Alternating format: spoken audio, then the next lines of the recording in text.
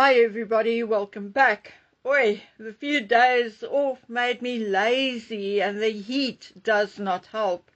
Both Yellow Dog and I passed out on my bed at 1:30 and I slept until 3:30 yesterday. I always joke and tell people I've become a vampire in summer. Well, except that there's no bloodlust involved, it is not far from the truth. I can sleep all day and do my thing at night. Anyway, guys, I want to talk Meghan and Harry for a bit, as it appears that what I have been telling you all along for months, if not years, is now leaking via mainstream media and old journalists, including ex-Royal Rota. Namely, that Harry wants back in. Whether that includes moving back to Britain or the half in, half out, I'm not sure. And neither is my regular contributor, Jay. The same applies to Meghan. There are many saying she will never go back to Britain because she 100% knows she is hated in all of the United Kingdom. Others, however, are telling me that they are in such deep poo, up to their necks and shit, and so desperate that they will drop anything and everything tomorrow if they get offered a home and a good deal by Pa Charlie. There's even talk of Pa sending Harry to Australia to do some jobs. Well, more like a couple of stunts, on behalf of the monarchy and to be based at the office of the Governor-General. The current Governor-General in Australia is Her Excellency the Honourable Miss Samantha Mostane, AC. Allegedly, the idea is or was for Harry to be like a runner, or some kind of low-level deputy for Samantha Mostane. For Harry to actually go and do the hard work, like visit areas touched by disasters in Australia and New Zealand, for instance. Now, okay, remember the time when Dumbnut number 2, the one with the wig of horsehair, announced that they, the Duke and Duchess of Dumbtwats, were going to visit Australia this year? Well, that was when these ideas were being thrown around and discussed. But of course, Duchess Dumbtwat could not keep her mouth shut. And as nothing was even discussed with the Governor-General, the courtiers and everyone else involved got their knickers in a knot and stopped and shelved the idea.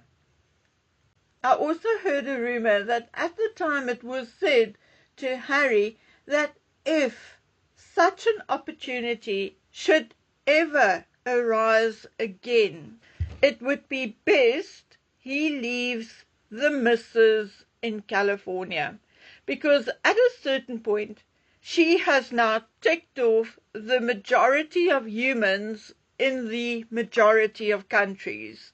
So best she locks herself in one of their 13 bathrooms, of which I heard Meghan turned one into a closet for herself. Well, one has to have a place to put all those designer outfits you wore at photo shoots. Okay? Anyway, I digress. It is extremely difficult to decide what is true and what is not. I was also told over the last few days that it is very much true that Meghan and Harry's split this time is far more serious than the so-called breakups before, because apparently there is more at play this time than just them arguing and fighting. From what I hear, the layoffs are not them rebranding. Not at all. It is plain and simple. They cannot pay those people anymore. Well, I actually love their spin because it's so clearly bullshit. Anyway, allegedly, 3 people working for Archewell were laid off, but no one actually confirmed the number. But their statement goes like this: the move toward a fiscal sponsor operating model does mean that some staff redundancies are inevitable, particularly with junior admin roles. We will not be discussing these personnel details further, other than to say that we are honored to have worked with such incredibly talented and caring people who dedicate themselves to helping others. According to the Sussexes, which of course means according to dumb twat Meghan, the updated structure allows them to broaden their global philanthropic efforts as a family with meaningful reach and maximum impact, grounded in the same values, partnerships, and their commitment to show up and do good. The representative also stated that under the new model, Archewell Philanthropies will continue operating as a non-profit, but will function under an established 501c3, which will handle administrative tasks such as compliance, finances, and grant making. Now, although it is my opinion that the 2025 picture looks even worse, and although we shall have to wait until next year to see what is really going on, I think it is because of the state of the foundation that they are supposedly rebranding, okay? But let's take a minute to look at what they really said. The move toward a fiscal sponsor operating model. What does this mean in plain English? Well, let's see what the experts say. It is a legal and financial arrangement in which an established 501c3 non-profit organization, who will then be the fiscal sponsor, provides support and oversight to a project or initiative that does not have its own tax-exempt status. In the case of a fiscal sponsor, the project, which in this case would be Archewell Philanthropies, can leverage the sponsor's infrastructure, credibility, and expertise in financial management, human resources, and legal compliance.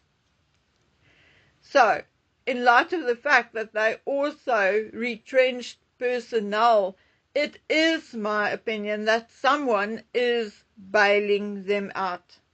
They are dissolving Archewell Foundation and setting up Archewell Philanthropies, which will then be absorbed, integrated, or will work under.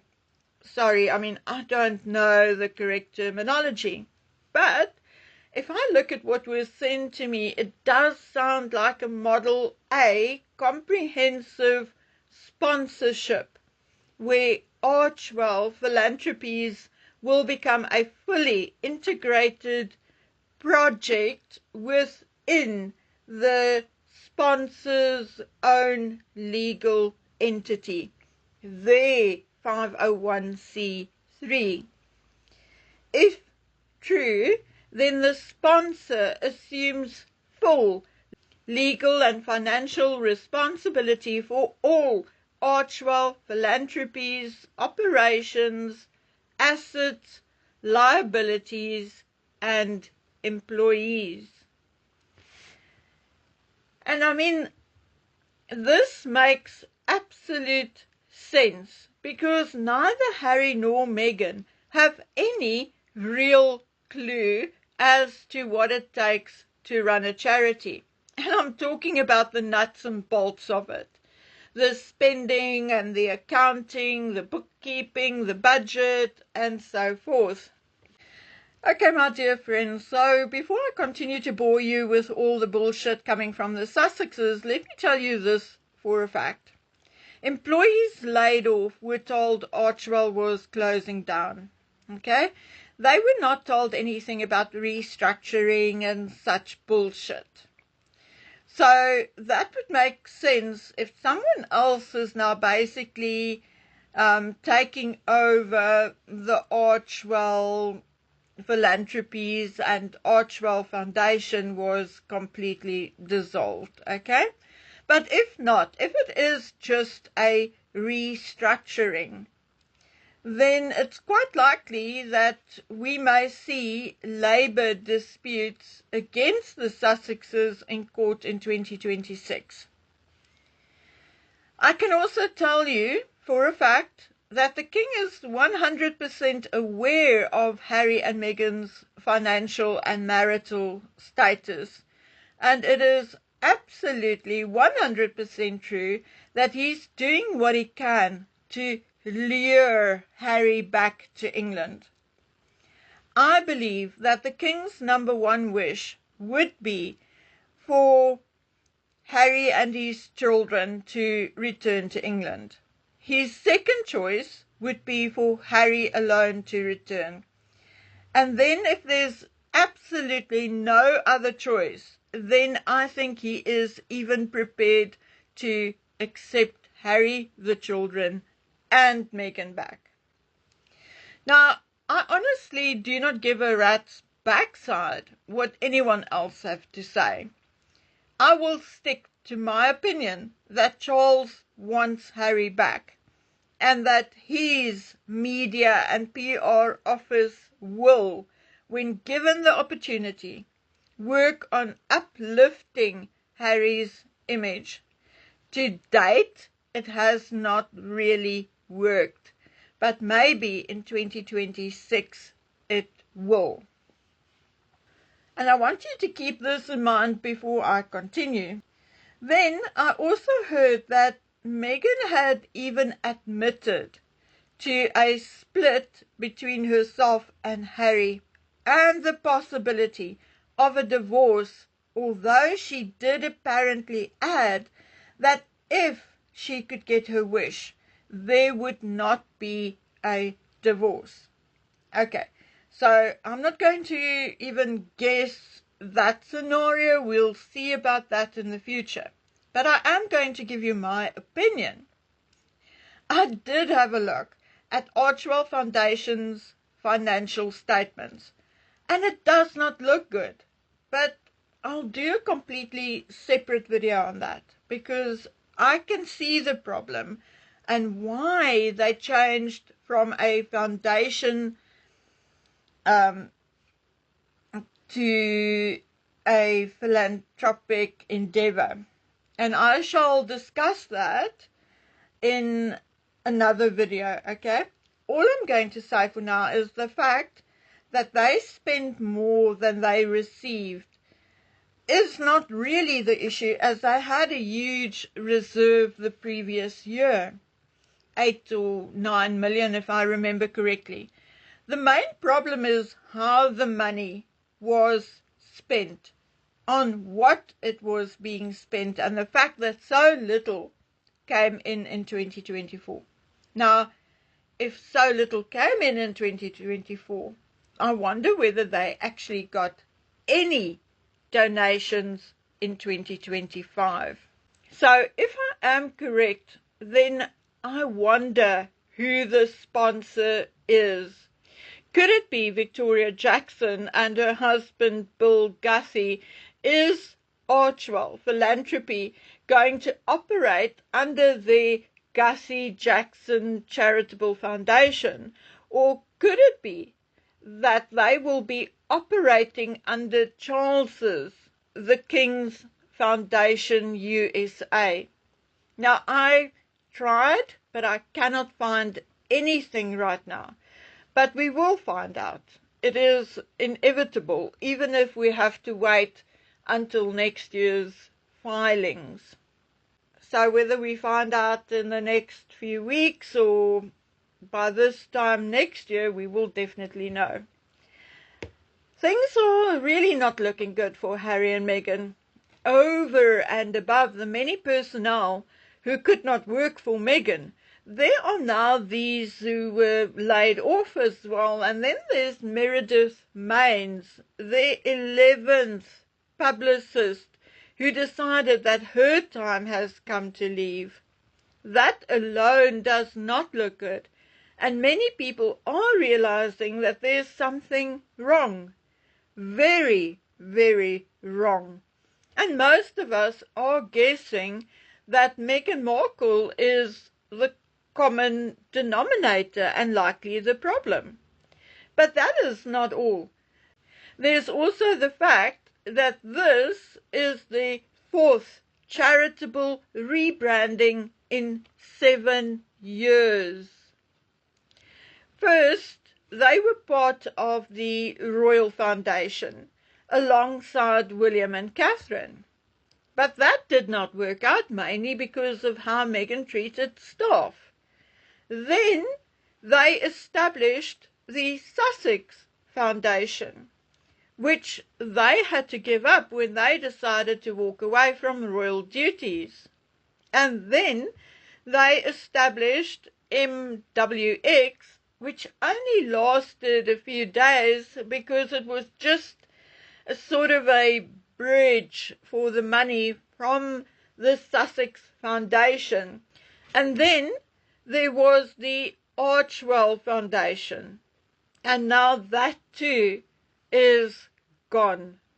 4 charities in 7 years. Now, would you donate to a fly-by-night? I know I wouldn't. Okay, guys, so it is very, very warm here, 40 degrees Celsius, and I'm yawning and my backside feels blistered from sitting on my chair. So I'll leave this here and I will likely speak to you again tomorrow. So until then, please take good care of yourselves and stay safe. Bye.